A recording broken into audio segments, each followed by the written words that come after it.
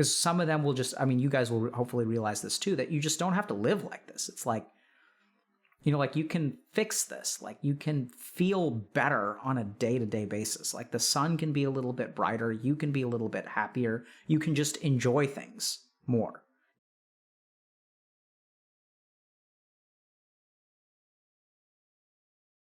So about 1 year ago, we had a pretty significant suicide in the gaming community. And I think we've had, over the last year, we've had a lot of suicides in our community. I think some of them are not quite as advertised as others. And so I thought what we would do today is try to just do like a quick sort of like educational segment to help us understand suicide. So today what I'd like to talk to you guys about is just sort of like a quick, almost like lecture about, you know, who commits suicide, why people commit suicide, how, like what's the process, or what do we understand about the how of suicide, and what you can do either for yourself or for someone else. So we're just going to answer these 4 basic questions. And the reason that I think that this kind of lecture is important is if you look at medicine, it's advancing and we're winning as a profession. So if you look at, for example, like HIV, so HIV used to be a terminal illness, and now people with HIV have a regular life expectancy. We've all but eliminated some kinds of cancer, at least in terms of people who get the appropriate treatment. So for example, there's certain kinds of like B-cell lymphomas, if I'm remembering correctly, that we now have targeted antibodies that we have really good outcomes for. We also have, for example, like HPV vaccines, which have done a huge job at sort of reducing or almost eliminating cervical cancer, at least in countries that have access to the vaccine. So we're doing good. Like, I don't know if you guys get this, but like modern medicine is pretty dope. Like, do you guys understand that if my heart is busted, I can like literally get a heart from someone else and we can transplant into my body, and then I can continue to live a relatively normal life. If my kidneys are busted, I can literally like transplant someone else's kidney into my into my body, and then like I can live off of that kidney. So like medical science has advanced at an amazing rate, and it is like really awesome. So we're seeing, generally speaking, improved outcomes in most disciplines, or just about every discipline of medicine. The one place where we don't seem to be doing a good job, and in fact, arguably things are getting worse, is in the mental health realm. So we are sort of losing the war against mental illness. And so if we look at suicide, for example, like suicides have not appreciably gone down. In fact, if I remember correctly, they've sort of gone up over time. It's also kind of staggering because if you look at statistics on suicide, like 80% of suicides are men, if I'm remembering correctly. I think that's kind of a ballpark figure. Depending on what source you kind of go to, it'll, the numbers may look a little bit different depending on whether you're looking at the world or a particular country. Developed countries versus developing countries have slightly different statistics around that. And so we're losing this war. And so, like, I don't really know that, just given the nature of the human mind, I don't know that we're going to have, like, a pharmaceutical revelation. Like, we're not going to have some kind of pharmaceutical discovery. I mean, if we do, that would be great. That you're going to take a pill and it will cure you of your suicidality. Like, we certainly have medications that improve outcomes for people with depression who, may be somewhat protective against suicidality. So we'll talk a little bit about that. But as we'll see today, the reasons that people kill themselves may not all be solved by medication. So the reason that I'd like to talk to you guys about suicide today is because I think that, like, the first step in fighting this war is actually, like, education, right? So, like, kind of like Sun Tzu says, you have to know your enemy in order to win. And so my hope today is to educate our community and whoever's listening, whoever watches this down the road, to help you understand a little bit about, like, okay, who kills themselves? Why do they kill themselves? How do they kill themselves? And what can we do about it? And whether you are dealing with suicidal thoughts or you're not dealing with suicide, or a friend is dealing with suicidal thoughts. Furthermore, we're going to tackle a couple of different myths around suicidality. And some of these I think are quite dangerous. So it's really more of like a public health educational approach. And I will urge you for the first but not the last time that if you are dealing with suicidal thoughts, you should really go see a licensed professional and get help. And we'll deal with some of the reasons why people don't, and why it's a bad idea to listen to the part of your mind that says, basically, I haven't killed myself yet, so I can manage it, which we'll look at some interesting data around that. So the first question is, who kills themselves? So what we can sort of discover, like I sort of mentioned, if you actually look at suicidal attempts, what you discover is that more women arguably attempt suicide than men. But it turns out that when we're sort of looking at attempts, what we sort of discover is that not all suicide looking behavior is actually like intended to be suicidal. So sometimes, for example, like I've had patients that will take a bunch of pills and then will proceed to call me, or they will call a friend and they'll say, hey, I just took a bunch of pills. So it's sort of a suicide attempt, but there's sort of like this kind of idea that like sometimes it's people are looking, to say goodbye, but sometimes they're actually like, it's a little bit more provocative and it's sort of almost like a cry for help. You're sort of demonstrating to people that you really need help and you're willing to go to drastic measures, but at the same time, you're not using your full faculty of thinking to actually commit suicide. And so what we sort of discover is that when you really tunnel down into the research, there are a lot of parasuicidal behaviors. So things like cutting or self-injurious behavior or like threats for suicide attempts, that it seems like statistically we're not entirely sure about, what's happening where, but women seem to make more suicide attempts and men seem to actually kill themselves more often. And so about 4 out of 5 suicides are men. So sometimes as we look at the research, what we sort of like look at, so one hypothesis is that the manner of suicide sort of determines, is responsible for that statistic. So for example, women are more likely to try to commit suicide by taking pills, and men are more likely to commit suicide by using a firearm. And if we just sort of think about that from a medical standpoint, if someone tries to commit suicide via pills, the window to save that person is far larger than someone who, uses a gun, because it's just GG depending. So some people have argued that because of the variance in attempts, that's what sort of alters the statistic. In my experience, I think it's a little bit more complicated than that. And I think that as we get to the reasons of why people commit suicide, I suspect that, at least in my clinical experience, and I also suspect that epidemiologically, that there are more men who are more serious about taking their life than women on average. It doesn't mean that women aren't serious about taking their life. I'm just saying that there seems to be something different there, which I think is sort of borne out in the statistics.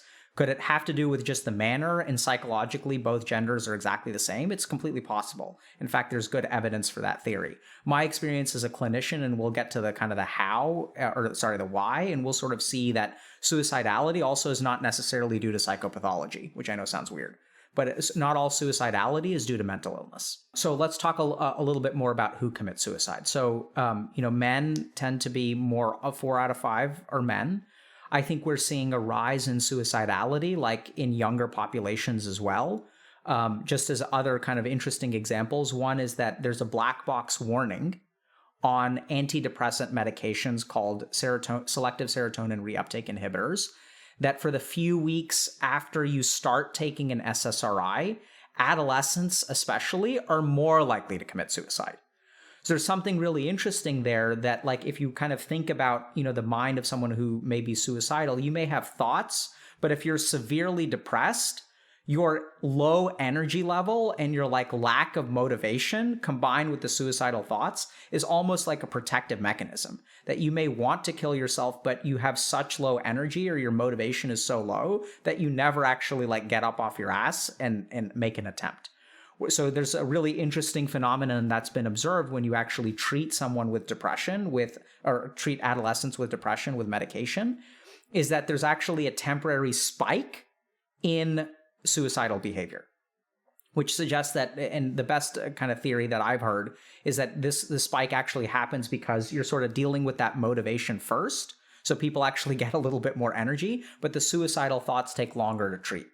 And so if you really have to be careful if you're a prescriber and you're prescribing antidepressants to someone in adolescence, to really watch them carefully for 2 weeks. And then it seems like the effect kind of goes away in terms of then it really starts treating the suicidal thoughts and depression as well.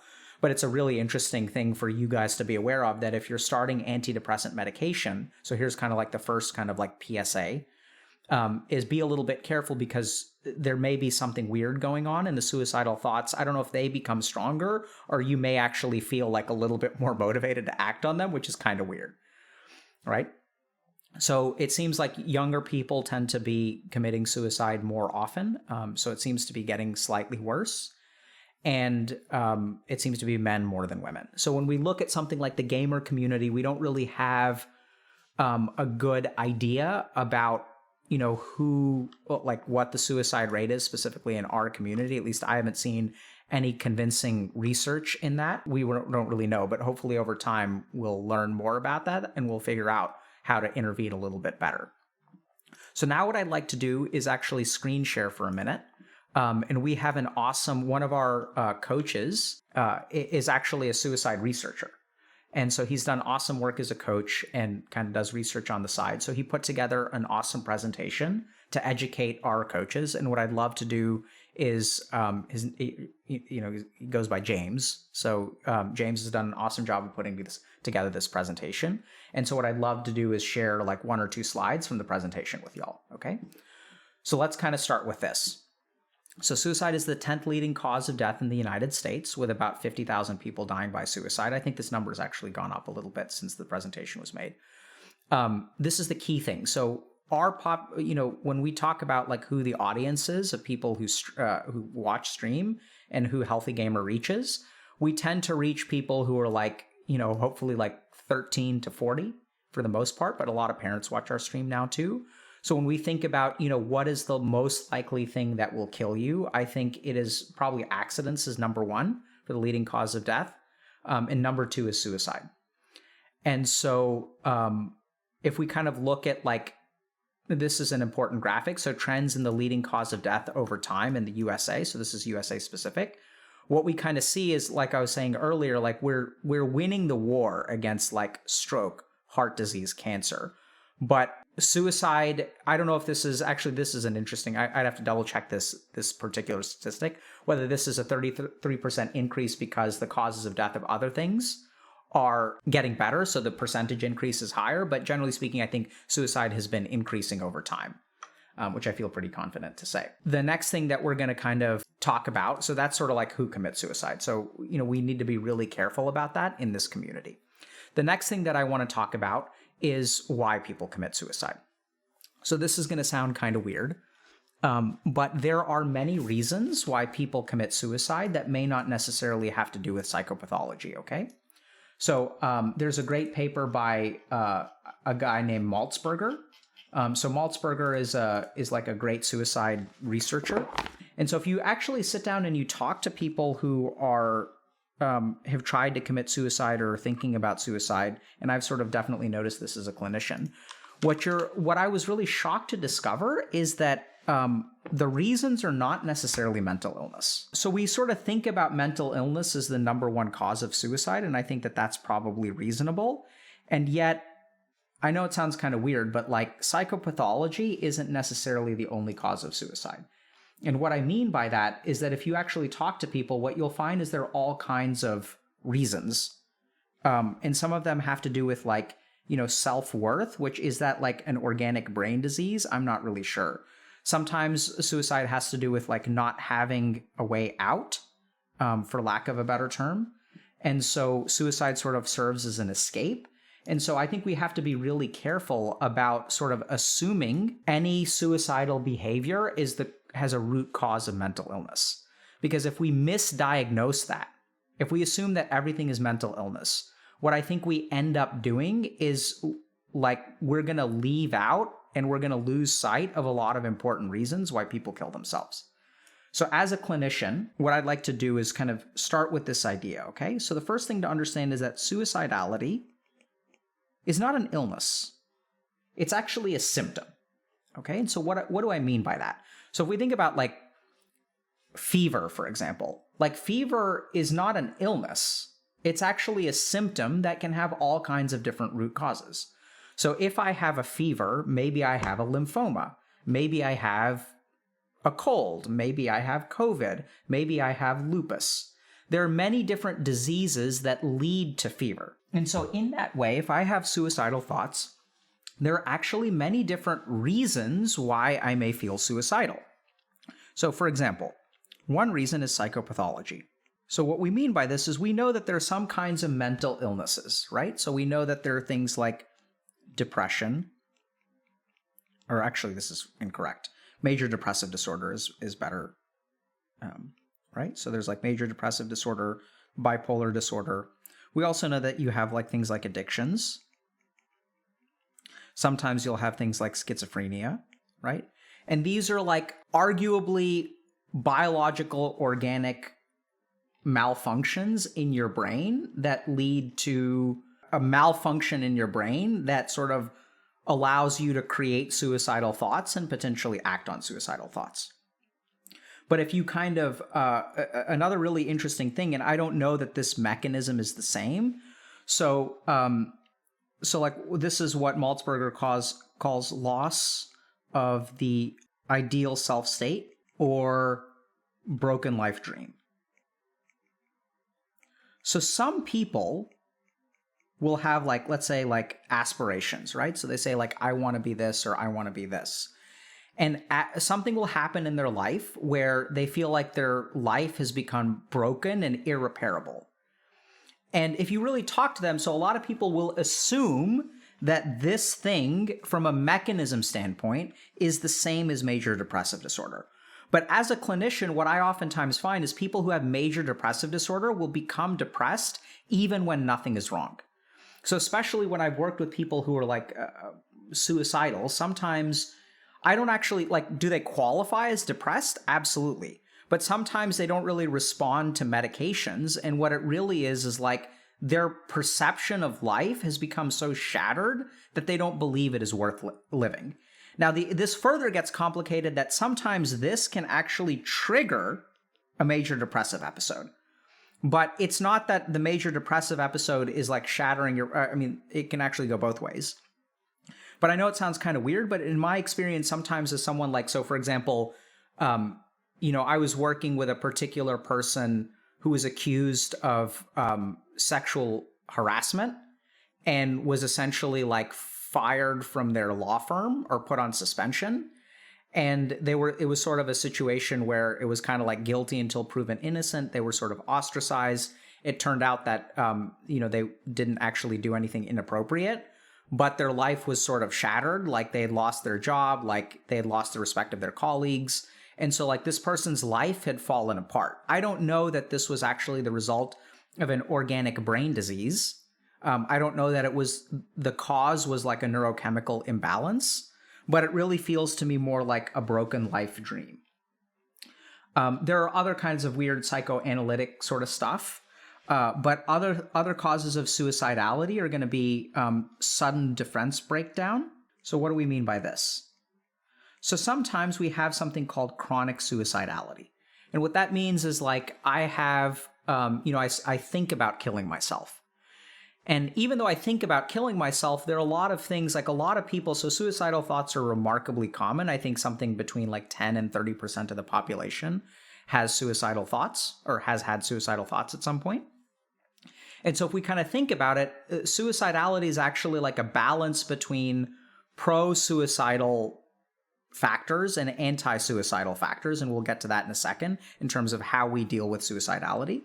But sometimes what can happen is that like, you've got this balance between like reasons that you don't want to live and reasons that you do want to live. And sometimes that defense mechanism, one of the things that you kind of use to hold the suicidality at bay, kind of falls apart. So like a good example of this that I'll sort of use is like alcohol usage. So, in your normal mind, you can kind of keep the suicidality at bay. But in some situations, if you like alter, your state of consciousness through alcohol or some other disinhibiting substance, the suicidality can kind of break through, and then you can sort of result, it can end in an attempt.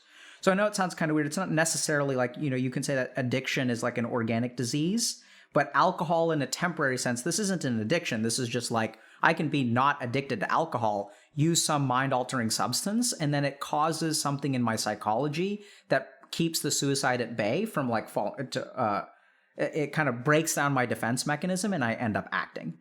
So, and I know it sounds kind of weird, but like just, you don't have to have major depressive disorder to have suicidal thoughts. So the next thing to kind of think about in terms of why people commit suicide is anger turned against the self. So if we think about why people commit suicide, some people find their life to be like intolerable, right? Like this life is not worth living anymore. And sometimes if you go back to Freud's earliest theories on depression, I believe it was Freud, although I may be misquoting here, who basically said that he sort of discovered that depression is anger turned against the self. So like instead of being angry at the outside world, like if you look at the mind of a depressed person, they're actually like angry towards themselves. So if I get fired from my job, instead of blaming my boss for being incompetent or feeling threatened by my competence, which may actually be the reason that I got fired, what I'll end up doing is blaming myself. Oh, I'm so bad. I'm so dumb. I can't do anything properly. Like I deserve to be fired. And so sometimes in the case of suicidality, what we actually see is anger turned against the self with like revengeful intent. So what this means is like sometimes we have these ideas about ourselves that are like I am such a bad person that like you almost want to like punish yourself for being so bad. And it's kind of really toxic, but it's kind of sad. But when I work with some people, what I really find is that when people have like this self-loathing and self-hatred, they don't believe they deserve to get better. They actually believe that they like deserve punishment. And so sometimes suicidality is not about like, oh, woe is me, I no longer have a life to live. Sometimes it's not like a sudden breakdown of a defense mechanism of like a dynamic equilibrium.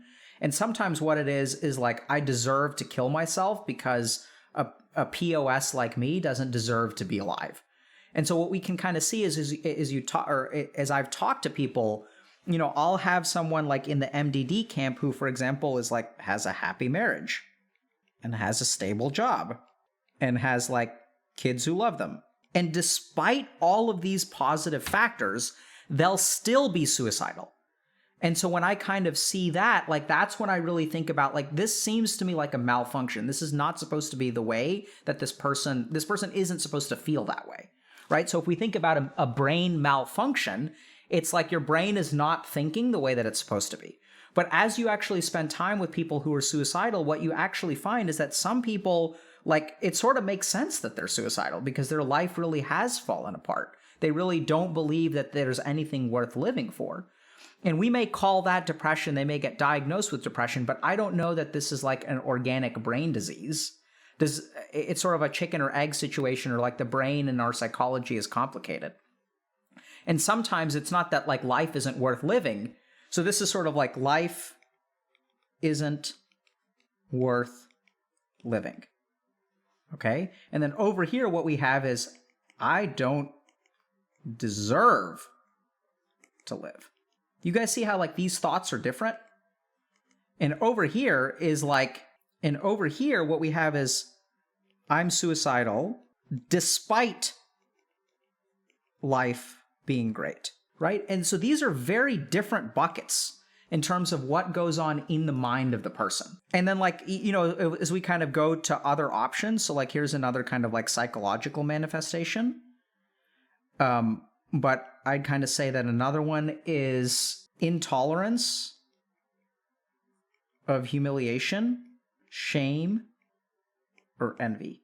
And so like this is kind of, I know it sounds kind of weird, but like this is sort of like a different bucket. If you think about the emotion that's at play for these different buckets, like sometimes it's like hopelessness. So if we look at the first column, okay, so if we look at this column, okay, this is transmitting. So if you look at this column, this is hopelessness. This is going to be anger, and this is going to be shame. Okay? So these are going to be like a little bit different.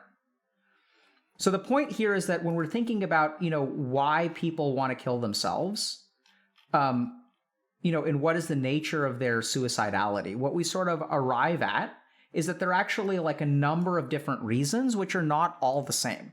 So this isn't just like one thing. It's not just mental illness that is causing suicidality. And I think that it's the assumption that like, you know, SSRIs will cure suicidality that despite the fact that our SSRI prescriptions have gone through the roof over the last couple of decades, suicidality is still increasing, which sort of naturally implies that, we're missing something here. Like as a profession and as a society, we're missing something really important about suicidality. So if people are kind of curious, this is the paper that I'm pulling from, which is a sort of an examination of a particular narcissistic person and different causes. And it's by Elsa Roningstam, Igor Weinberg, and John Maltzberger. I think maybe all three of these people are at Harvard. That's number 2. Okay, so we started off by talking about, who is vulnerable to suicide. The second thing is like why people kill themselves. And what we sort of discover in terms of why people kill themselves is that there's actually like a lot of different reasons. So sometimes it's hopelessness, sometimes it's anger, sometimes it's shame and humiliation, and some degree of envy. And I think each of these causes, as we sort of think about the differential diagnosis of suicidality, what we sort of result in is that different causes are going to have different solutions. So once again, if you're feeling like killing yourself or you have suicidal thoughts, this is like reason number 2 to go see a mental health professional, right? Like understand that these things, when you work with someone, can be addressed. So for the person who's hopeless, we can sort of help them build a life dream again. So a big part of what we try to do here at Healthy Gamer is like help people construct a life that is worth living. Our original goal was like helping people with video game addiction. And what we sort of found is the antidote to video game addiction is having a life that is worth living in the real world. And so as you build that life, which can absolutely be done, right? It takes time and it takes effort, and you may feel hopeless.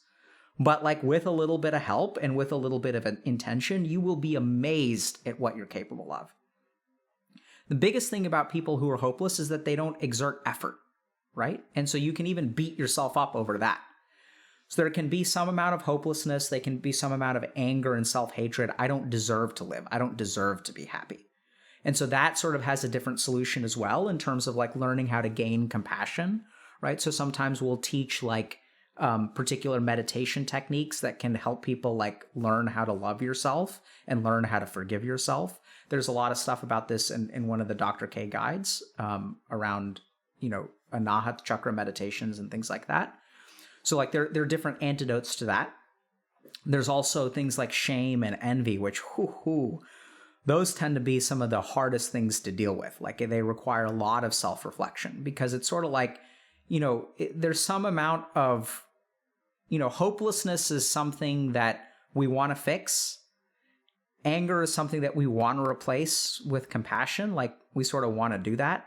But when I deal with people who are like really envious and suicidal because someone else's life is like better than theirs, that's really, really hard to deal with. It requires a lot of self-reflection because it's like people hold on to their envy so much more. So now what we're going to do is sort of talk a little bit about how people go about killing themselves and understanding sort of like a clinical approach to like suicide risk assessment and a couple of common myths that I want you guys to be careful about. So the first thing to understand is that psychiatrists are notoriously bad at predicting whether someone is going to kill themselves or not. In fact, overwhelming amounts of research have shown, I know this is kind of shocking, that psychiatrists cannot see the future. And so we don't really know whether someone is going to kill themselves or not. And so the question sort of becomes, well, like, why is that? And this is where like research gets to be really, really interesting. We have this kind of idea that when someone wants to kill themselves, what they do is put their affairs in order, okay? There are signs, absolutely, we're going to get to those. So like they put their affairs in order because this is what the media sort of says, right? Like you settle all your things, you make sure no one's in the house, you write all your like suicide notes and things like that. But it turns out that, there's sort of this idea that like people kill themselves, like their suicidality kind of starts out here and then gradually over time it increases. And when it gets to up here, this is when you kill yourself. So a lot of people feel reassured, right? They kind of say like, okay, yeah, I'm suicidal, but like I'm over here. And since I'm over here, it's okay. I don't need to get help yet because I'm not up here.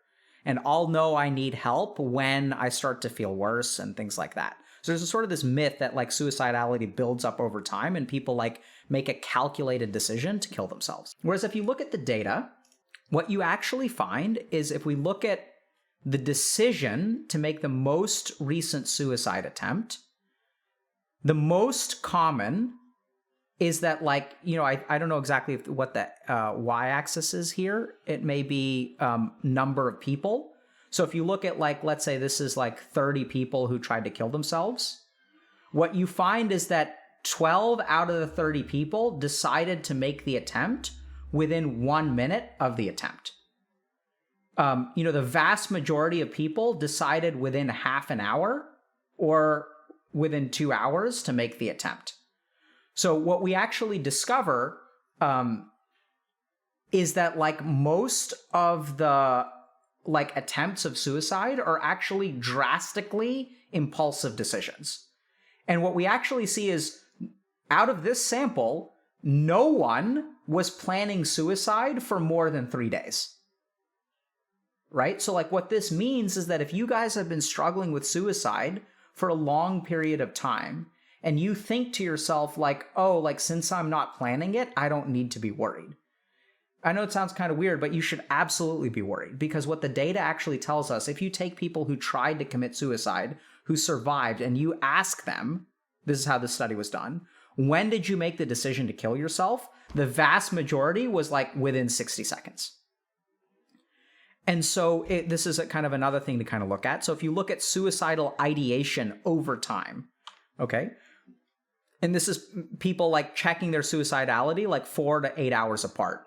What you basically see is that like the suicidal score like is all over the place, right? So like this person will be very suicidal this moment and will be like not very suicidal 4 hours later.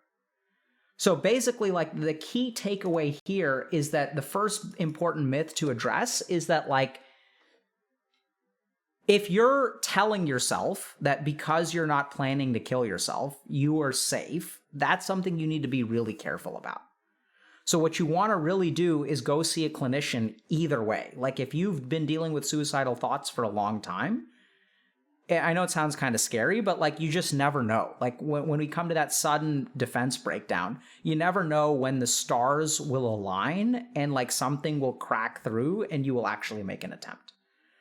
So what I strongly encourage everyone to do is just because you've been feeling that way for a long time and nothing has happened yet is not a sufficient reason to not get help.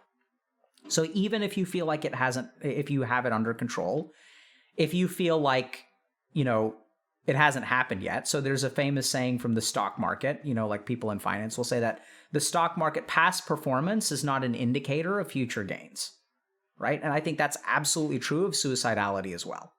When we're thinking about forming like a risk assessment, that's not really like that reassuring because we just know as clinicians that it's sort of like on a given day, like something may happen in your mind, we don't really know, and you can kind of result in an attempt. So what do we look at as clinicians? So we tend to look at means of access. And this is why means of access is like the number one protective thing. So if we now understand that suicidality is impulsive and most people decide to kill themselves within 60 seconds of making the attempt, having a gun at home is part of the reason why suicide is like so much more likely if there's easy access to an attempt. If you have a gun at home, if you can like make a decision and 60 seconds later you can actually make the attempt, if you have the means to do that, that's incredibly dangerous. So when I think about like suicidal like probabilities, what I really try to protect against, because remember like what we've got is like your mind working against you and your mind working for you. So as a clinician, what I really try to do is buy time for my patients to like get their head above water and reach out for help. And so if someone has to, order something from the internet, in that 24-hour period, their suicidality will fluctuate and they'll reach out to me. And they'll say like, hey, I had like a really scary like near miss. And then we'll kind of talk about it, we'll help them through it, and then they end up, generally speaking, doing well. Okay? when it comes to a risk assessment, we think about things like, and this is for you guys to understand too, if you're thinking about a particular, there's a big difference between it would be okay. So let's talk about like the scale of risk, okay? So if I went to bed and I never woke up, I would be fine with that. That's something that we call passive suicidality. It's not that you actually want to die. It's just sort of like, if you unplugged things, like you would be okay with it. Then there's sort of like, I wish I went to bed and never woke up.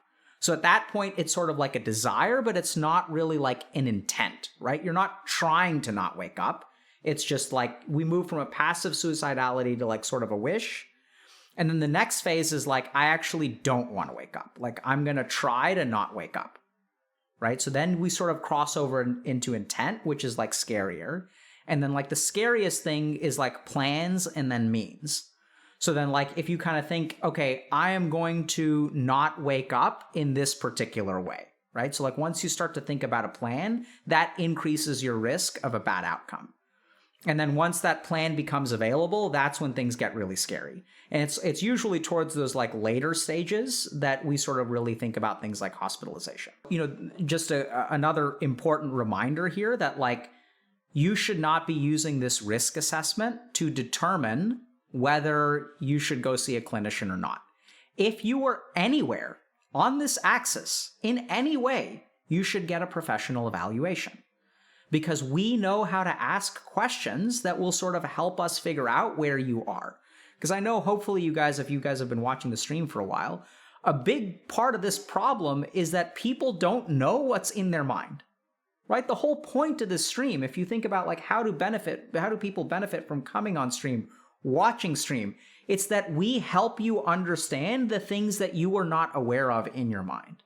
And this is why I cannot urge you more strongly that if you are anywhere on the spectrum, or even not on the spectrum, it's completely reasonable. And I urge each and every, it doesn't, now that I think about it, like just go get evaluated. Like even if you don't think you need to, right? Because you may be missing something.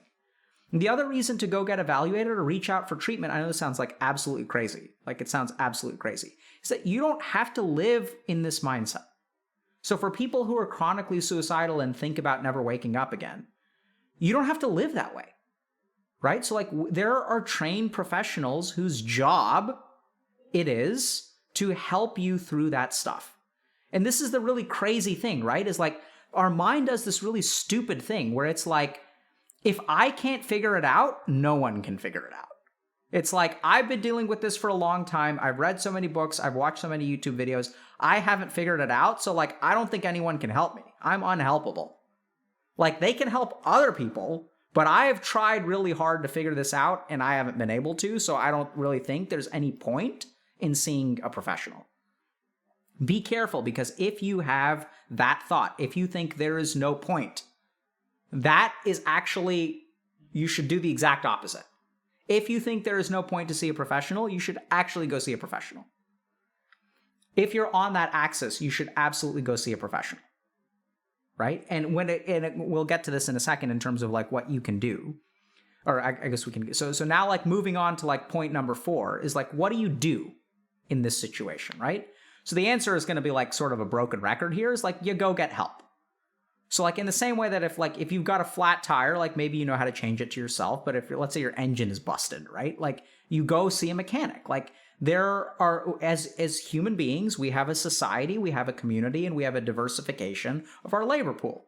Like if you want to eat a burrito, you go to a place where people know how to make burritos, or you make it yourself, right? If you want to, if you've got COVID, like you go see a medical doctor because they're going to help you with COVID.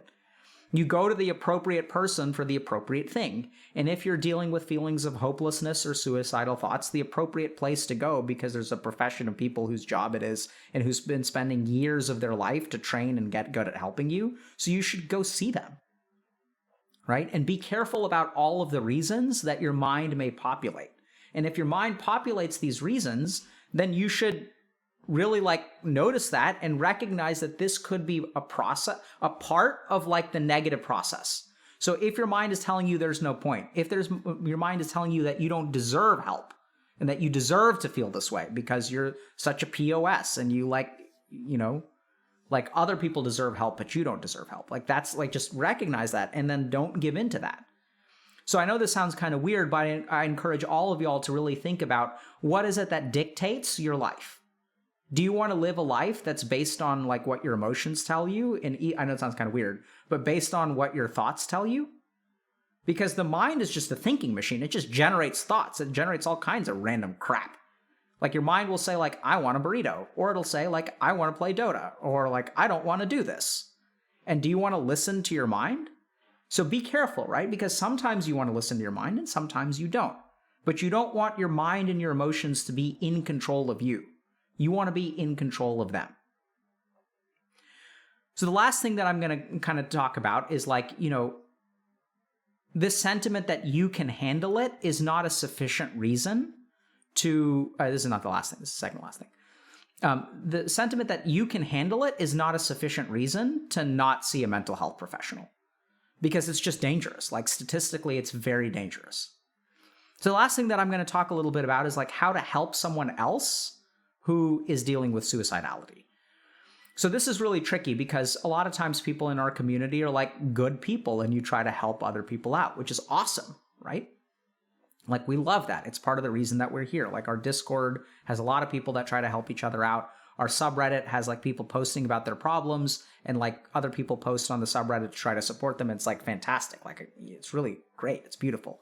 We have coaches who will also like, are also kind of trained in our methodologies or sort of specifically there to help you out. And that seems to be going really well. I had the privilege of dropping into a coaching group this morning and it was fun to really see like, how people are progressing. So the last thing is like, you may have a friend who is struggling with suicidal thoughts. So the first thing to understand is that like, a lot of people feel like I don't know how to help them or they won't let me help them, which is sort of fair because I know it sounds kind of weird, but like it's your job to be their friend, not their doctor. So a lot of times I notice that people get really kind of like frustrated or they feel like really like stressed out because they're trying to fix this person's suicidality. They're trying to like, because it's like so scary and you want to fix it. But you're just not trained or capable. And so I know it sounds kind of weird, but like you shouldn't stress about that, right? So like fixing someone's suicidality is not your job as a friend. You're not trained in it. So I guess you can kind of give it a shot, but like I wouldn't really recommend that. Really, your job as a friend is to be their friend and support them through it. So this is where it's like encouraging them to actually get help, because this is huge. Where a lot of times people won't want to get help for any number of reasons because they feel ashamed.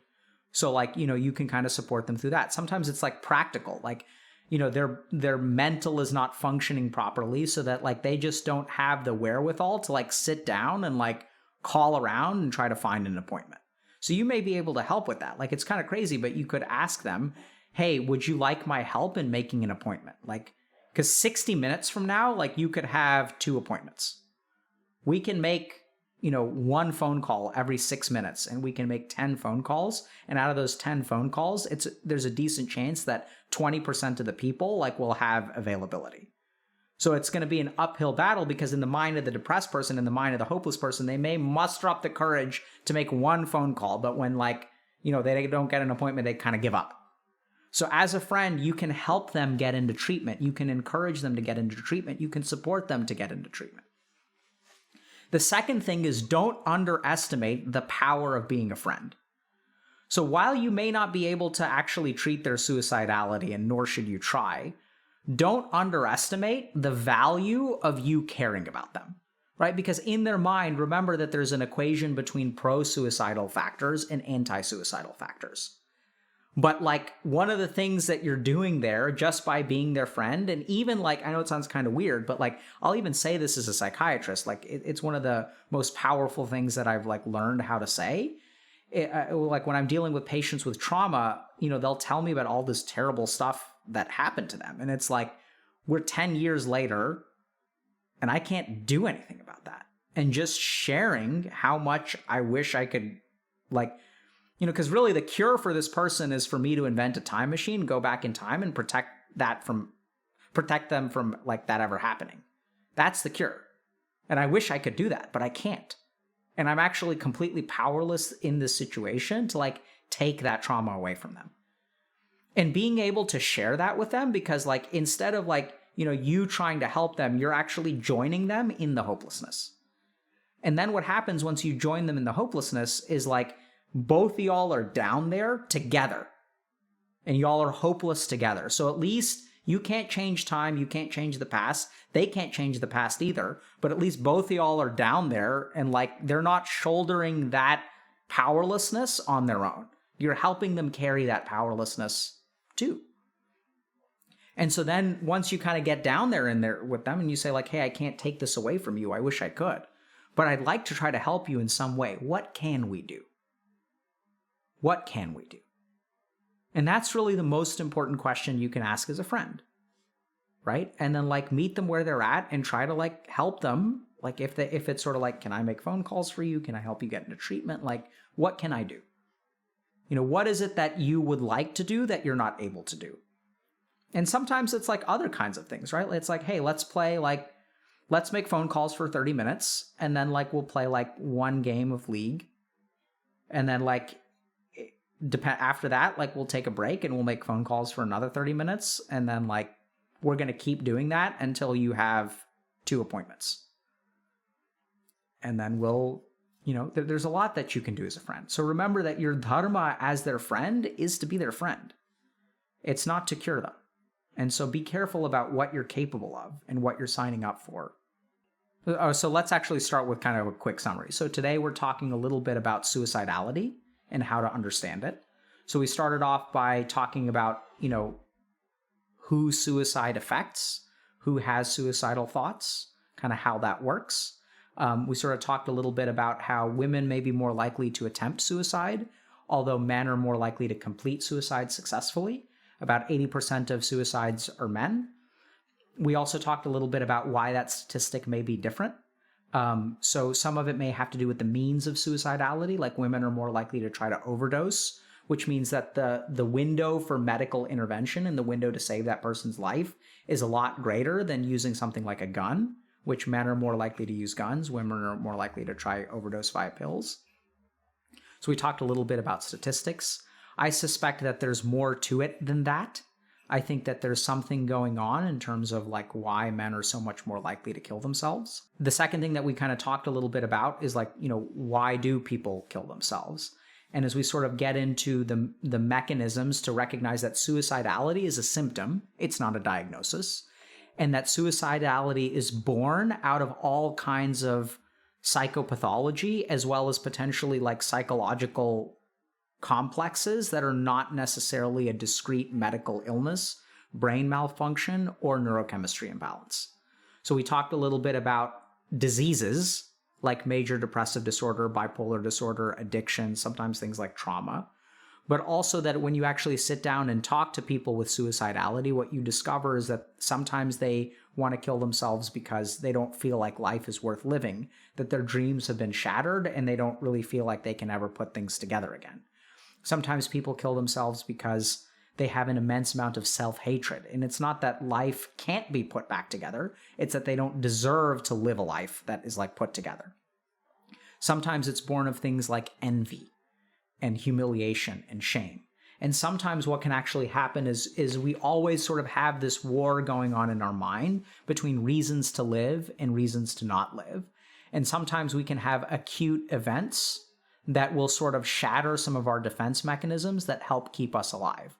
And sometimes I'll see this especially in the case of disinhibition through substances. So like, if you think about alcohol will make you more likely to do things that you wouldn't do if you were like level-headed. And suicidality includes that. So like the number of suicide attempts that I've seen under the influence of alcohol is like staggering. It's like through the roof. And then we sort of talked a little bit about, how to think about suicidality. So we talked a little bit about risk assessment. And the main takeaway here is that regardless of how suicidal you've been, if you've had those kinds of thoughts or you're currently having those kinds of thoughts, you should absolutely go get help. It's a no-brainer. And a big reason for that is one of the most common myths behind suicide, which is that people like really plan it out, right? It's like weeks and weeks of careful planning and I'm going to do this and settle my affairs in order. Whereas if you look at the research, at least in one study, no one planned more than 3 days. And like the vast majority, like 50% or more, 60, 70, 80% of people made the decision within 2 hours. And about 30% of the people made the decision within 60 seconds. So the reason you should go get help is because you never know when your mind is going to change. And the last thing that we talked a little bit about is, okay, like, so what do we do about it, right? If you're struggling with these thoughts, like the short answer is get help. Recognize that there are all kinds of thoughts in your head that will prevent you from getting help. And if you're having those thoughts, that's not a reason to not get help. In fact, it's the very opposite. So sometimes your mind may be telling you things like, no one will be able to help because I haven't been able to fix it myself. Your mind may be telling you, I don't deserve help. And if you have any of those thoughts, you should actually get help because you're having those thoughts. And the last thing is, how do you support someone else? The short answer is get them into treatment. And in terms of how you do that, it's supporting them sometimes through like a very practical, hey, do you want me to like Google stuff for you? Can we make phone calls together? And sometimes it's just being their friend because it's your job to be their friend. It's not your job to be their doctor. And a lot of times people get really bent out of shape and stressed out because they try to be their doctor when you just can't. You're not trained to do that, nor should you. I don't play doctor. I don't accept patients that are friends of mine. So like, people who I have working relationships with, people who are my friends, people who are my family, like I won't be their doctor. I will send them to someone else. So that's our quick talk about suicide. I hope it's been helpful. The goal of having this talk is because, as we looked at earlier, we are sort of losing the war against mental illness. We are losing the war against suicide. And despite many advances in medicine, despite, a lot of new pharmaceutical medications and things like that, some of which I've really seen like clinically do a fantastic job.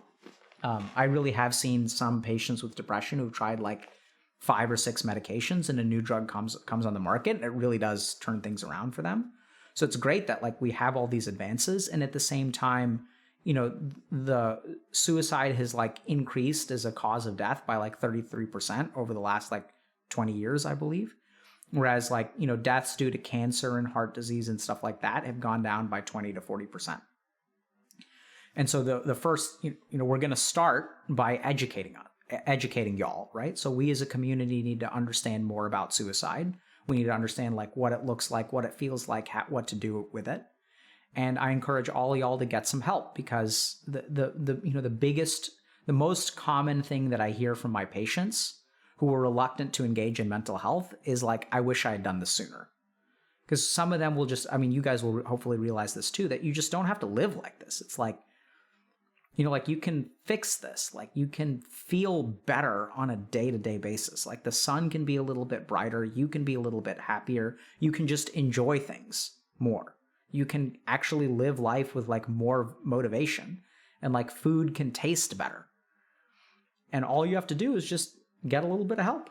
So someone's asking a question, what if you don't have money? So it depends a little bit on where you live. But, most places actually have, most places meaning like even countries, like, so the US basically has free mental health clinics or community mental health clinics in most like cities actually. So I don't think people realize this, but like you can just do like community mental health center, and you call the community mental health center and you say, hey, I have no money. I'm depressed. Can you guys help me? And you'll be surprised because there are all kinds of programs out there, right? So we also have programs like Rise Above the Disorder, or RAD, which is like, a gaming nonprofit that supports like gamers and actually pays for their treatment through like scholarships and grants. So there are nonprofit organizations out there that'll help. There are community mental health centers that'll help. Just call them up and ask.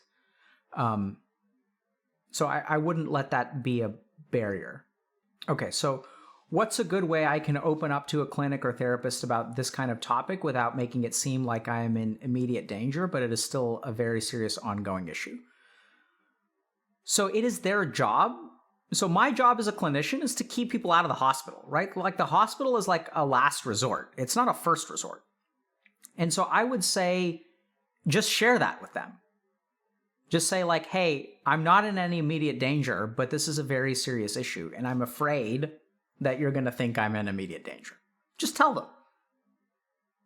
They'll be like, okay, cool. Thank you for sharing that. That's like one of the most reassuring things that I can hear as a psychiatrist. Oh, great. This patient is taking this seriously. Good. that means I can rely on them. I can trust them. They respect the enemy that they're facing. So someone's asking, why do you not want to be a doctor for people that you know? So being a doctor is about being objective, right? So what I want to do is like not let my emotions get in the way of like my clinical training. And when personal relationships arise, emotions and other kinds of boundary issues arise that like make it hard for me to actually function as a competent doctor. So there have been numerous studies done that show that physicians who treat family members are more likely to miss diagnoses than like a rando from the street. So what if your friend doesn't want you to get them help? How do you convince them otherwise? That's a great question. You don't convince them otherwise. So this is sort of where like what I would encourage you to do is like, instead of trying to convince them to get help, ask them why they don't want help. So anytime you have a disagreement with someone, I think we try too hard in this society to like convince instead of understand. And I want you guys to just pay attention to any argument. Like I really wish I could. So anyway, I wish I could share something with you, but I can't. But so like I want you guys to just pay attention to any argument. And like think about the arguments in your life where you try to convince someone and they try to convince you. What happens? Like, it doesn't work. Whereas it's kind of interesting because if you try to understand them, they will automatically, empathically, like some circuit in their brain will flip where they will try to understand you. You know? And so it's kind of interesting because I wouldn't try to convince them, but I would still like state your perspective. And you can say like, hey, I see you suffering. It hurts me to see you suffering. I care about you. I think this would help. But if you don't want to, like, you know, I can't make you. Can you help me understand why you don't want help? Because there may be something there that needs to be addressed, right? So someone else is asking, what if I'm afraid of my parents not knowing, or my parents knowing? So like there may be something like that where they're like, you know, they have some fear, like they're afraid that they're going to be hospitalized, or they're afraid they're going to, you know, get kicked off of like whatever team they're on, or they're afraid that, you know, their parents will find out. And so then you can kind of like help them work through that, right? Like you can be like, okay, so like what are you afraid of your parents knowing? What are you afraid of in terms of reaction? Or you think that they're not going to be supportive? You think they're going to call you weak? You think they're going to punish you for it? And then like, you know, then the conversation sort of becomes like, we can maybe talk about, you know, parents who are against mental health treatment at some point. The conversation then becomes like, you know, what's more important to you?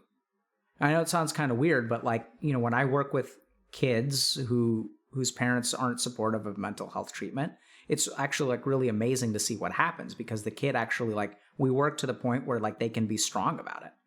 And it's sort of like, my parents may react poorly and I can't control that, but that's on them.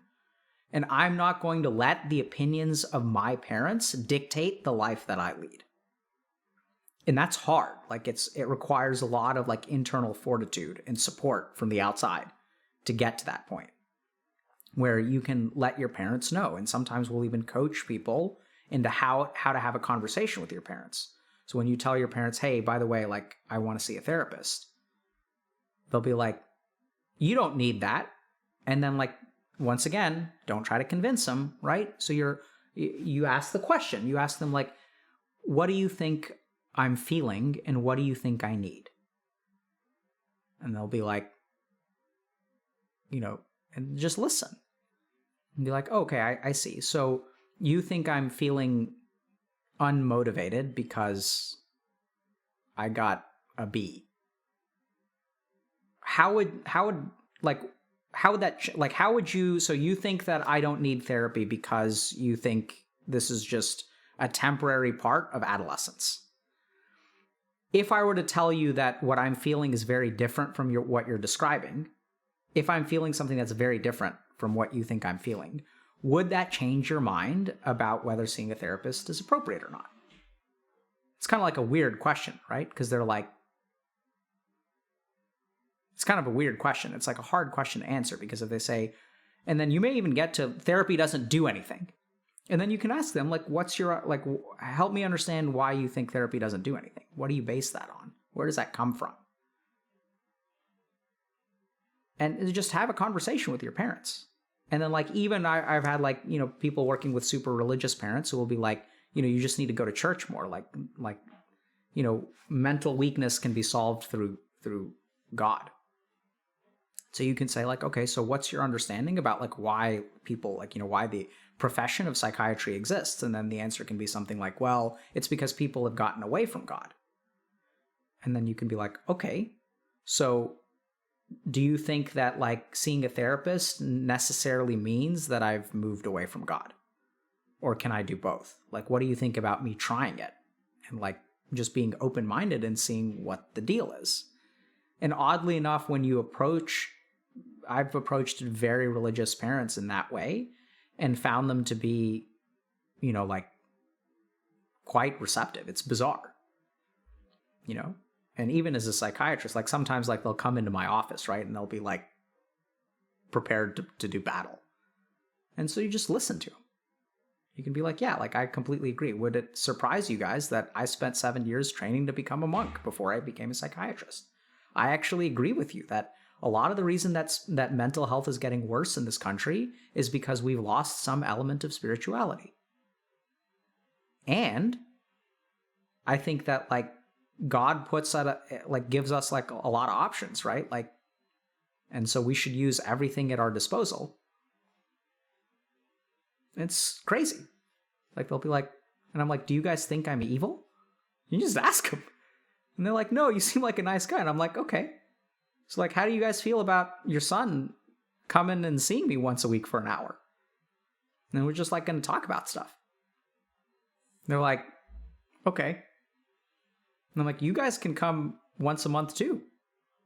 And let's just check in. Like when you guys drop him off, if you guys have any concerns, you can let me know. And they're like, okay. Like it's really strange, but I think just, if you have someone who's resistant to being convinced, don't try to convince them, try to understand them, right? And try to find some common ground. Like, because it's there. Like, just because they don't want to see a therapist for some reason does not mean that, they may want to avoid therapy for a reason, but they may want therapy for another reason. So it's about sitting with them in that space. And this is why it's kind of interesting that, one of the outcomes we're now measuring from our coaching program is like how good our coaches are at getting people into therapy. Because a lot of times for whatever reason, y'all feel more comfortable working with a coach than a therapist. Therapists will work with you for a little while. Like Azriel's a good example. If you guys caught that interview, he like was in coaching for a little while, like went to therapy for a while and then came back to coaching. And he seems to be doing way better. The two are complementary. Yeah, so what if you're dealing with someone who's psychotic? So the other thing that I for the sake of completeness, I really should have included is if you think that someone is at like imminent risk to themselves, it's absolutely appropriate to call whatever emergency services is. 911, 112. Like if you think someone is like actually going to hurt themselves, y'all should absolutely just call 911 or whatever the emergency service is. And like, because like if someone asks a question like, what if someone is psychotic? Like if someone is high on drugs or psychotic and like, or something like that, like you should just call an ambulance and get that person to an emergency room, because that's what the doctors in the emergency room are there for, which is, most of my bread and butter when I work overnight shifts in the ED.